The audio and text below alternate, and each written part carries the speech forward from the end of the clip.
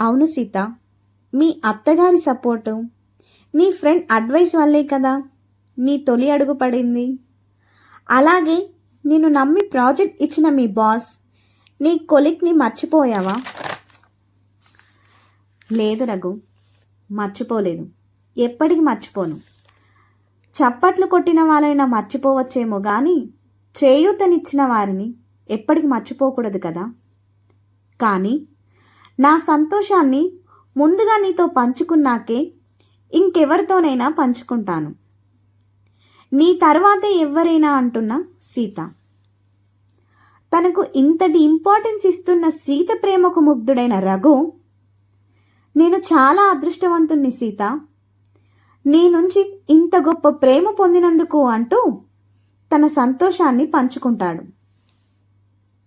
సరే, ఇప్పటికైనా నీ ఫ్రెండ్కి కాల్ చేసి మాట్లాడు. అలాగే నీ అత్తగారితో చెప్పు, చాలా హ్యాపీగా ఫీల్ అవుతారు. ఇలా అంటుండగా కల్పనకు కాల్ చేసి మాట్లాడుతుంది.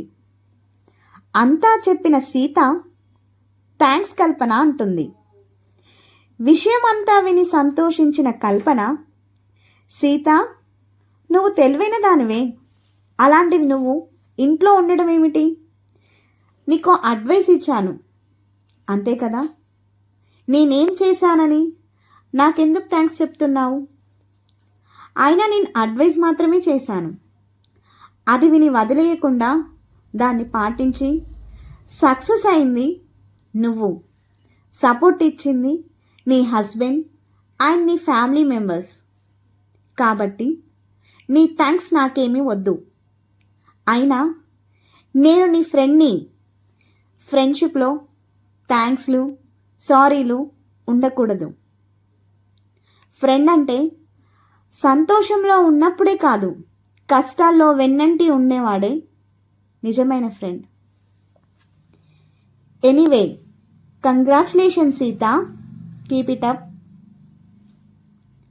రఘు సీతలు కలిసి వెళ్ళి అత్తమామలతోనూ పిల్లలతోనూ సంతోషాన్ని పంచుకుంటారు. ఇది మా ఓ సీత కథ. మీకు నచ్చితే లైక్, షేర్, కామెంట్, సబ్స్క్రైబ్ చేయండి ఫ్రెండ్స్.